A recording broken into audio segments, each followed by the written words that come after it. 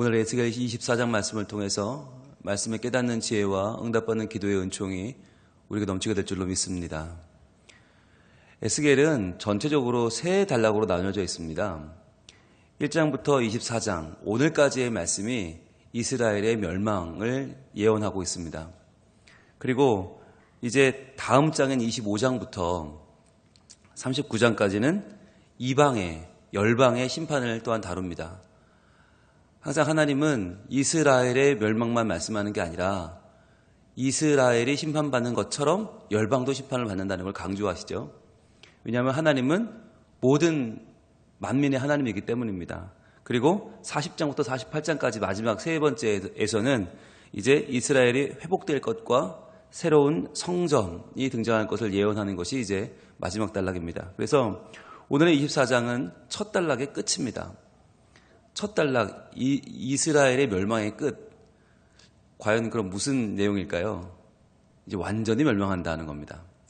지금까지는 하나님이 기회를 줬고요. 여지를 줬어요. 그런데 하나님은 기회를 버리고 여지를 원치 않는 자들에게 더 이상 인내하지 않으십니다. 그래서 오늘 말씀은 이제 그날이 된 거예요. 드디어 D-Day가 온 겁니다. 어제까지 하나님이 사마리아와 예루살렘을 오홀라와 오홀리바라고 하셨잖아요. 오홀라와 오홀리바, 이 말 속에는 오히려 아직까지는 기회가 들어있고 여지가 들어있죠. 이름에 장막이라고 하는 말이 들어있다고 했습니다. 장막은 하나님이 함께 하신다, 함께 거하신다는 것을 상징해요. 하나님이 계신 성막이 우리 중에 있다는 건 하나님의 임재가 아직 있다는 거예요. 그래서 오홀라는 그녀의 장막이었죠. 비록 베델과 단에 그들 나름대로의 그 성전을 가지고 있지만 나름대로의 성막이지만 그래도 성막이 있잖아요. 그리고 유다는 예루살렘은 오홀리바, 나의 장막이 그 여자 안에 있다. 나의 장막이 아직 있다는 거잖아요. 여기까지는 희망적이었어요. 그런데 끝내 그 이름조차도 거부하고 그 여지조차, 그 가능성조차도 하나님께로 돌아오는 것으로 활용하지 않았던, 끝내 거부하고 죄악 가운데 빠져 있었던 이스라엘 백성들. 그 이스라엘 백성들에게 오늘 하나님은 마지막으로 이제 드디어 단죄를 선언하십니다. 1절입니다. 아홉째 해, 열째 달, 열째 날에 여호와의 말씀이 내게 임하여 이르시되. 자, 또 날짜가 나왔죠. 구체적인 날짜를 기록하는 이유는 바로 이것이 분명한 역사적인 사실이다라는 걸 강조한다고 했습니다. 그 중에서도 에스겔이 기록한 날짜 중에서 가장 중요한 날짜가 오늘 날짜입니다. 그동안은 우리가 포로로 잡혀온 지 몇째 날, 몇째 달, 며칠이다 이 정도였다면 이것은, 이 기록은 이스라엘이 드디어 바벨론에게 침공을 당하기 시작하는 날, 즉 바벨론 왕이 지금 성 밖에 찾아와서 이제 너희 죽인다고 선언하는 날이에요. 그날이 언젠가? 2절입니다. 인자야, 너는 날짜, 곧 오늘의 이름을 기록하라. 기록하라. 이거 꼭 기록해야 된다. 바벨론 왕이 오늘 예루살렘에 가까이 왔느니라. 이 오늘이란 말 두 번에 동그라미 해보세요. 이 오늘, 바로 이 날이 역사적으로 제2차 포로로 잡혀갔던, 에스겔이 잡혀간 지 9년 열째 달, 열째 날 되던 날에 드디어 느부갓네살이 예루살렘을 침공하기 시작합니다. 여기서 횟수로는 3년을 버티고요. 정확하게는 1년 반을 버티고 예루살렘 성이 무너집니다. 바로 그 침공이 시작된 날이 언제냐? 이 날인 거예요. 그래서 이 오늘이 중요해요. 즉 바로 역사적으로 이날 침공이 됐기 때문에 이제 이스라엘이, 예루살렘이 이젠 더 이상 도망갈 길도 없고 빼도 박도 못하고 이제는 그 멸망을 당할 수밖에 없는데, 자, 여기서 오늘의 이름을 기록하라 했을 때 기록한다는 말이 뭐냐면 카타브라는 동사인데요. 카타브는 날카로운 도구로 돌판에 새기는 것을 의미합니다. 그러니까 단순히 펜으로 기록하는 게 아니라, 이거는 파피루스나 양피지 위에 잉크로 쓰는 게 아니라 이거는 날카로운 도구로 돌판에 새긴다. 카타브라는 동사는 똑같은 기록이지만 이것은 절대로 잊혀지지 않도록 새겨라 라고 하는 말이죠. 즉 이것은 누구도 지울 수 없다는 거예요. 이건 확실한 선언이다. 이것은 단순히 언젠가는 될 거야 라는 예언이 아니라 확실히 이루어져 버린 하나님의 확실한 선언이죠. 여러분, 이 당시에 생각해 보세요. 지금 어마어마한 거리가 떨어져 있잖아요. 예루살렘과 바벨론은. 그러니까 바벨론에서는 지금 예루살렘에 무슨 일이 벌어지는지 알 수가 없어요. 전령을 띄워도 아무리 빨라도 3, 4일 이상 걸려요. 보통 한 일주일에서 2주일 지나야 거기 소식을 들어요. 그러니까 여기서 무슨 일이 벌어지는지 에스겔이 알 수가 없어요. 근데 어떻게 알았을까요? 바로 이날이라는 걸 어떻게 알았을까요? 바로 여호와의 말씀이 임했기 때문이죠. 노란색 드시고 표시합니다. 1절에 여호와의 말씀이 내게 임하여 이르시되. 이 말씀은 그냥 뭐 들어도 좋고 말아도 좋고 이렇게 임하는 어떠다가 지나가는 생각이 아니었다는 거예요. 이것은 역사적인 것이고 이것은 선명한 것이고 이건 구체적인 것입니다. 이 말씀이 임했기 때문에 지금 에스겔은 예루살렘에서 벌어진 일을 정확하게 알 수 있었던 거예요.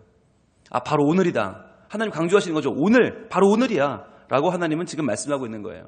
이거 정확한 거니까 반드시 기록해서 새겨서 남겨라 라고 하시는 거예요.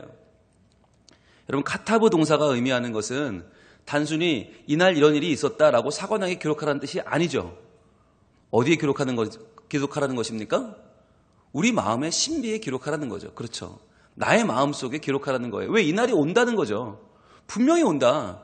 너희들 교만하고 안일한 마음으로 에이 설마 하나님이 우리를 심판하시겠어?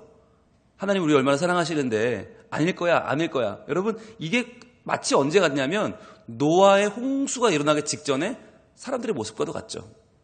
그때 사람들이 어땠어요? 살인하고 간음하고 우상숭배했어요. 그러니까 인명을 경시하고 가정이 무너지고 하나님을 섬기지 않고. 근데 이게 지금 똑같지 않습니까? 지금 똑같은 모습이 예루살렘 안에서 벌어지고 있단 말이죠. 그러니까 하나님은 물론 참고 참으시지만 계속 선지자들을 보내서 너희 그러다 망한다, 돌아와라 하시지만 끝내 돌이키지 않으면 하나님의 정해진 심판이 있다는 거예요. 여러분, 이것을 성경은 계속 강조하고 있어요. 왜 하나님은 노아의 가족 외에는 다 물에 쓸려 내려가는 그런 잔인한 심판을 하셨을까? 그렇게 하지 않으면 인간은 깨닫지 못해요. 왜 선택받은 나라 이스라엘이 멸망했을까? 그렇게 안 하면 인간은 깨닫지 못해요. 우리도 지금 하나님 앞에 부름받고 감사하고 기뻐하고 예배의 자로 살고 있지만 여러분, 그렇다고 해서 마음을 놓아버리고 내 마음대로 살고 하나님이 어디 있냐고 하고 말씀을 무시하고 살아가면 우리에게도 똑같은 날이 올 거라는 거예요. 그래서 여기서 주목할 것은 바벨론 왕이 오늘 예루살렘에 가까이 왔느니라. 자, 가까이 왔느니라, 여기 분홍색으로 한번 쳐보실래요? 가까이 왔다. 이 말이 무슨 말이냐면 굉장히 재밌어요. 사마크라고 하는 동사인데 사마크는 뭐냐면 이 사마크가 제일 많이 쓰인 성경이 어디냐면 레위기예요. 가까이 왔다? 레위기에서 무슨 말을 쓴 거지? 사마크는 여러분, 제사하는 사람이 제물을 가져오잖아요. 양과소를 가져와요. 그리고 이제 양과소에게 자기의 죄를 다 더 씌워서 죽이죠. 얘가 죽어야 내가 사는 거 아니에요. 근데 죽이기 전에 뭐예요? 손을 얹어 안수합니다. 그게 사마크입니다. 성전에 끌고 온 제물에게 마지막으로 손을 얹으면서 내 죄는 다 너에게 간다. 이제 너는 죽는다. 자, 날 원망하지 마라. 그리고 목을 따잖아요. 그때 마지막으로 손을 얹는 행위가 사마크예요. 그게 가까이 왔단 말이에요. 즉 지금 느부갓네살 왕이, 바빌론 왕이 예루살렘에 완수하고 있는 거예요. 뭐예요? 너는 이제 죽는다는 거죠. 너는 살아있는 것 같으나 죽은 것이다. 이 선언하는 게 바로 지금 이 안수하는 거예요. 사마크예요. 여러분, 이게 이스라엘 백성에게 얼마나 치욕적인 일입니까? 그들이 자신의 죄를 모면하기 위해서 양의 머리에 안수하고 소의 머리에 안수하는데 하나님은 그 꼴 너희들이 당할 거란 말이에요. 지금까지 너희들이 그 죄 피해 보려고 나한테 엉뚱한 재물 머리에 안수했지 너희들. 야, 얘 너희들이 그 꼴 당할 거야.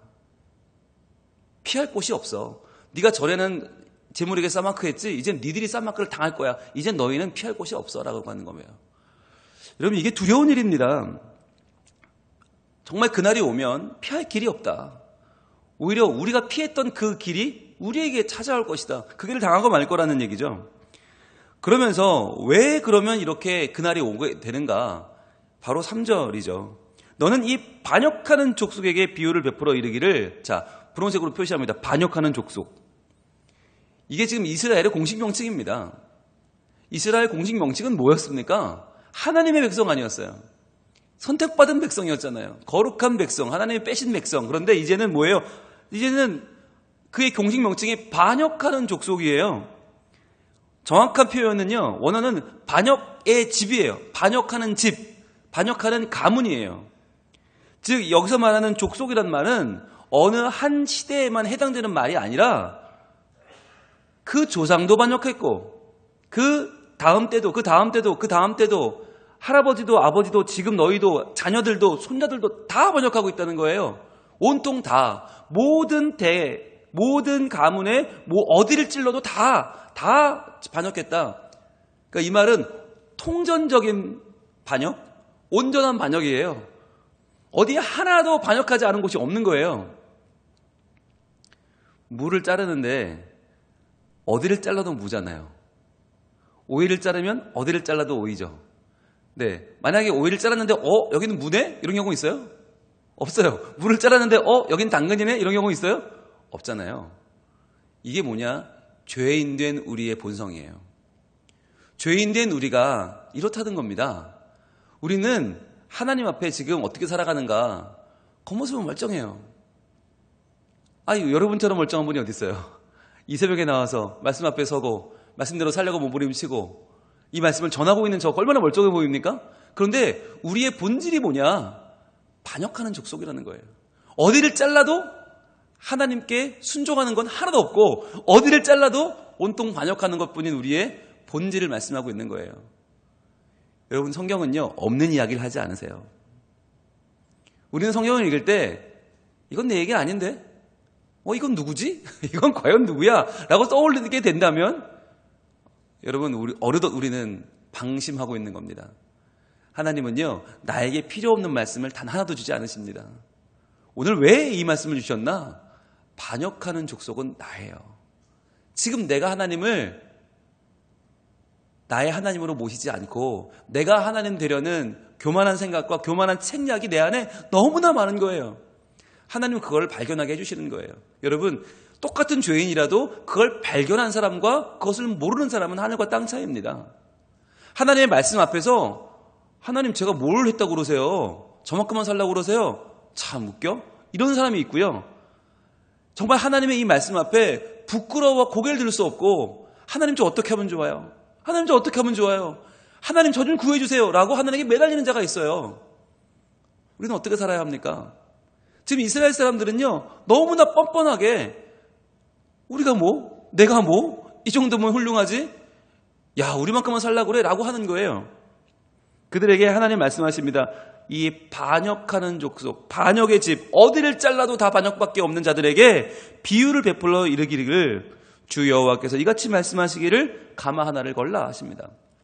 노란색 지금 표시해야겠죠? 주 여호와께서 이같이 말씀하시기를. 자, 그런데 이 말씀이 뭐예요? 비유라는 거예요. 비유. 하나님이 참 쉽게 설명하려고 노력을 많이 하세요. 참 알아듣질 못하니까 어떻게든 알아듣게 하려고 선정적인 표현도 쓰시고 자극적인 표현도 쓰시고 정말 저급한 표현도 쓰시고 하나님이 이해를 시켜보려고 참 노력을 많이 하세요. 4절과 5절은 이러한 비유입니다. 자, 가마를 걸었잖아요. 건 후에 물을 붓고 양떼에서 한 마리를 골라 각을 뜨고 그 넓적다리와 어깨 고기의 모든 좋은 덩이를 그 가운데 모아 넣으며 고른 뼈를 가득히 담고 그 뼈를 위하여 가마 밑에 나무를 쌓아 잘 넣고 잘 삶되 가마 속의 뼈가 무르도록 삶을 지어다. 여러분, 여기에 어려운 표현이 있습니까? 모르게 된 표현이 있습니까? 하나도 없죠. 너무 쉽죠. 아니 이거 맨날 하는 거 아니에요? 이거 밥 먹을 때 맨날 하는 건데 양 잡아서 가마에 물 넣고 고기 넣고 삶는 거, 장작 떼는 거 늘 하는 건데 이게 뭐 대단한 거라고 하나님이 이걸 하라고 하시냐? 이게 왜 비유인가? 여러분, 가마가 상징하는 게 뭘까요? 가마. 이 가마가 무엇일까요? 이 가마가 예루살렘이거든요. 그럼 이 가마 안에 고기는 뭐예요? 그 백성이죠. 가마 안의 백성, 여러분 떠오르는 게 혹시 없으세요? 가마 안의 백성. 하나님이 지금 가마 속에 백성을 넣고 완전히 삶아버리겠다고 하시잖아요. 완전히 나는 정말 뼈가 물러질 때까지 삶을 거다. 근데 이거 뭐지? 기억에 조금 막 나려고 막 하지 않으세요 혹시? 네, 눈빛을 보니까 기억이 나시는 것 같아요. 정확히 어딘지는 말할 수 없지만 생각은 나고 있어요. 네, 할렐루야. 한번 가보겠습니다. 11장, 에스겔 11장으로 갑니다. 11장 1절. 11장 1절에 이런 일이 있었어요. 그때 주의 영이 나를 들어 올려서 여호와의 전 동문 곧 동양한 문에 이르시기로 보니 그 문에 사람이 25명이 있는데 내가 그 중에 아수리아 아들 아야시아가 나오죠. 예, 아수리아 아들 아야시아와 브나야의 아들 블라다를 보았으니 그들은 백성의 고관이라. 그가 내게 이르시되 인자야 이 사람들은 불의를 품고 이성 중에서 악한 꾀를 꾸미는 자니라.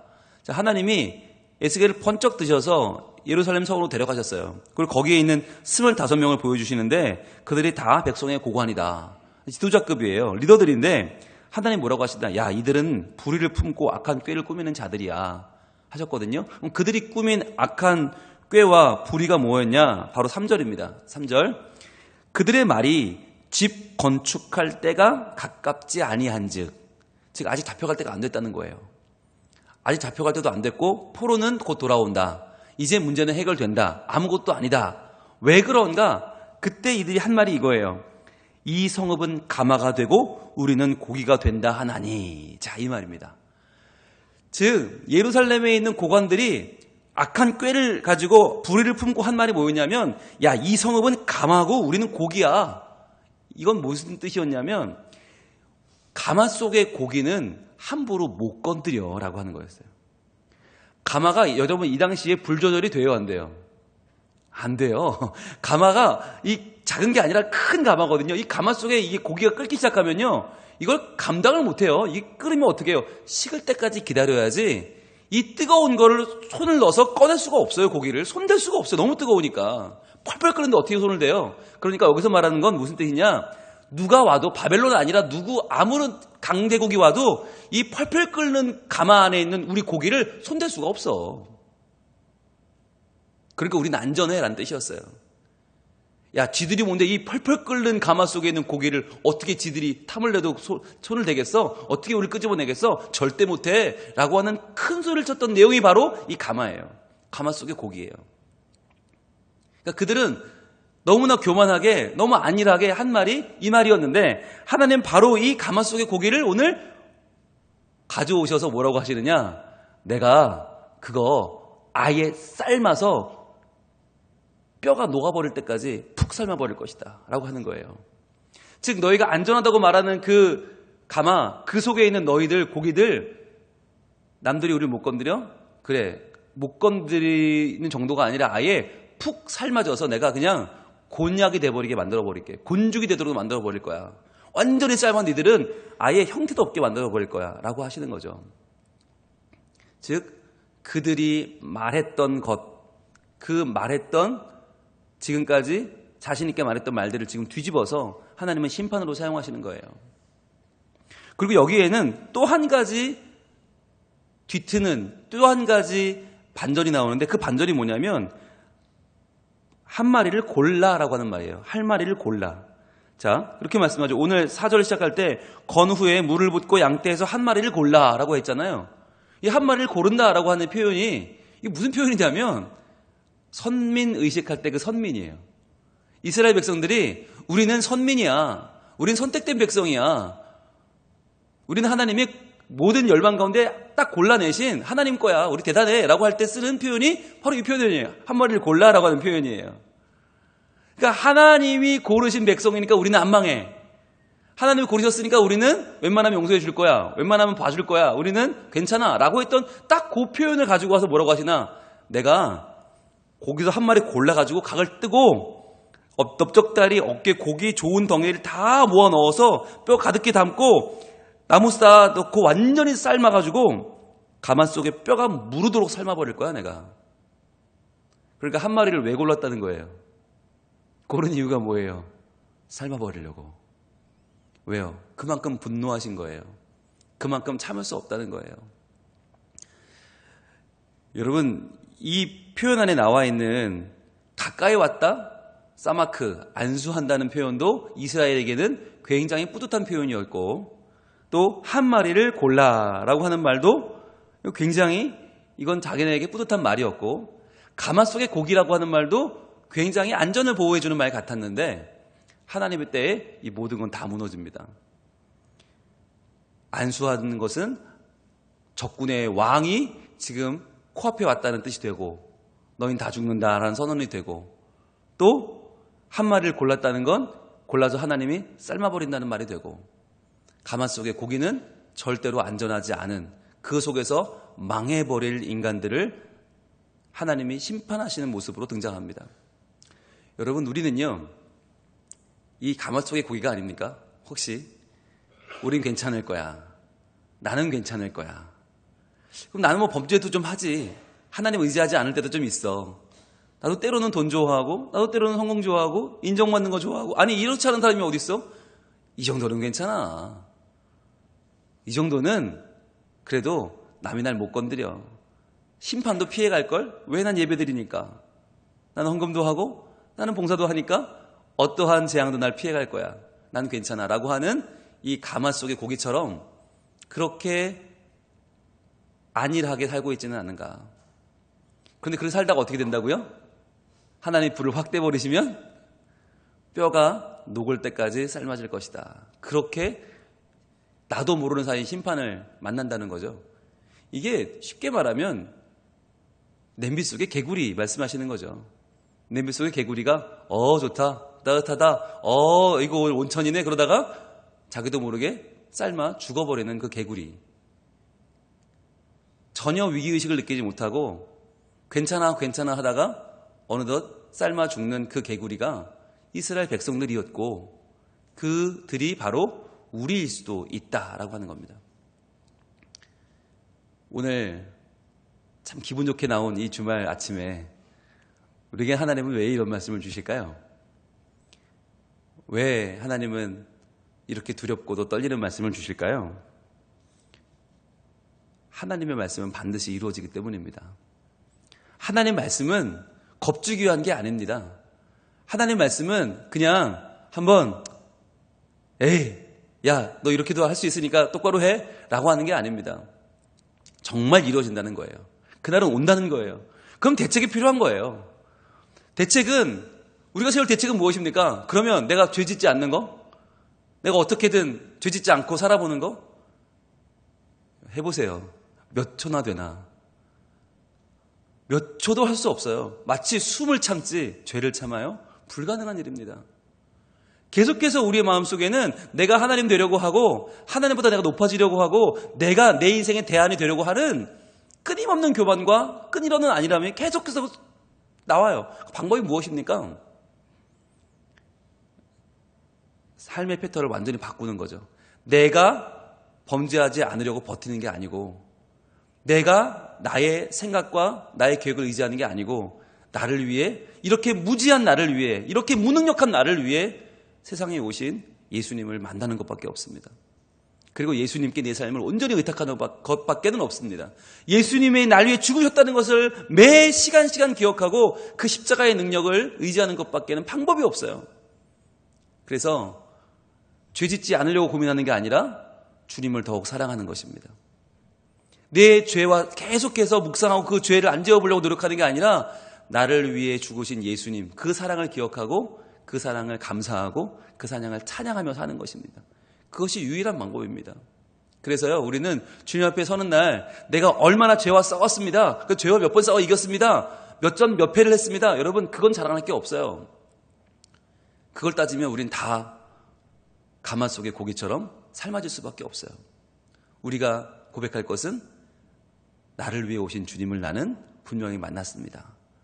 나를 위해 십자가에 죽으신 예수 그리스도를 나는 의지했고, 그분과 함께 부활했고, 그분과 함께 나는 그의 영광을 찬양하며 살았습니다.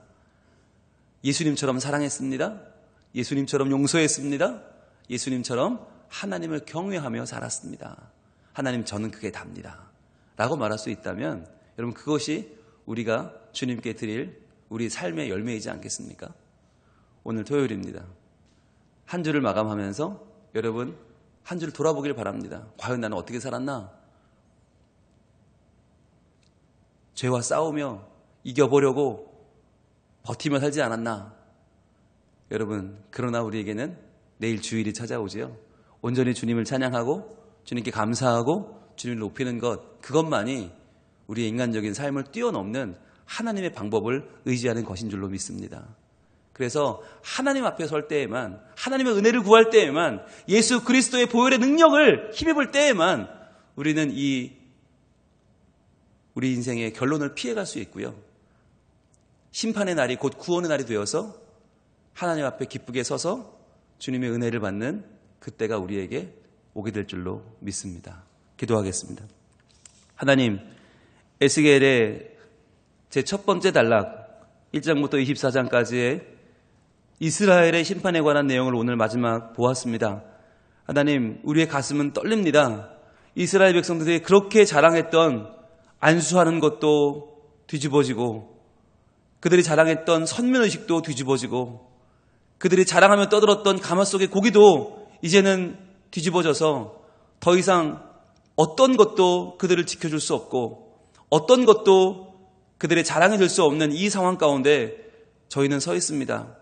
이 말씀 받는 우리도 이만하면 괜찮다고 말하며 이만하면 훌륭하다고 말하는 우리의 자만과 교만을 꺾어주시고 우리의 안일한 마음을 하나님 말씀으로 뒤엎어주시고 다시 한번 하나님 앞에 엎드려져 주님의 은혜를 구하며 예수 그리스도 날 위해 오신 구세주 예수님을 다시 한번 내 마음에 모시기를 원합니다. 이 날을 기록하라 카타브 새겨 넣으라고 하셨던 하나님의 그 뜻이 어딘가를 분명히 알고 내 죄의 결과가 이렇게 무서운 것임을 알아 저희들 온전히 예수 그리스도를 의지하며 주님 안에 나의 새로운 길을 찾는 저희들이 되게 하여 주시옵소서. 주님, 한 주간을 돌아보면 참 치열하게 살았습니다. 그러나 그 중에 주님을 의지한 시간은, 주님을 온전히 붙잡고 찬양한 시간은 얼마나 되나요? 내일 주일을 맞아 저희들 다시 한번 새로운 마음으로 주님 앞에 서기를 원하고 찬양하고 예배하며 살기를 원하오니 주여 우리를 불쌍히 여기시고 우리를 긍휼히 여기시고 찾아오셔서 하나님의 은혜를 부어주사 다시 한번 하나님의 사람으로 주를 기쁘시게 하는 사람으로 주님을 믿고 의지하며 사랑하고 용서하고 받아주며 하나님의 가족을 이루는 저희 모두가 되게 하여 주시옵소서. 오늘도 주님 앞에 나왔사오니 우리의 기도를 들어주시고 하나님의 복으로 우리를 든든케 하옵소서. 예수님 이름으로 기도합니다. 아멘.